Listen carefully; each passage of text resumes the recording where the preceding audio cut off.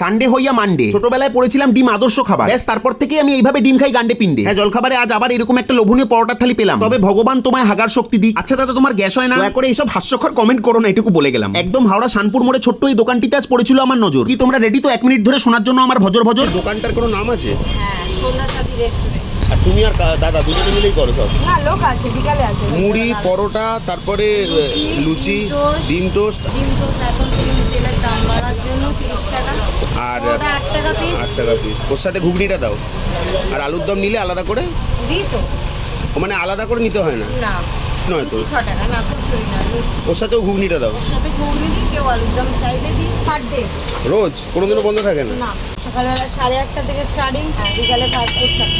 ও chowmein, role এসব? আলুর দম, ঘুগনি, ডবল ডিমের অমলেট, আর সাথে একটাই মাত্র পরোটা নিলাম। না কম খাবো কেন? শেষে দুটো লুচি খাবো, তাই পেটে একটু জায়গা রেখেছিলাম। তো আমি এবার ফুলকো লুচি ফাটিয়ে খাই। আমাদের আর কি, তোমরা তো সাবস্ক্রাইব না করেই চলে যাবে সবাই। বাই।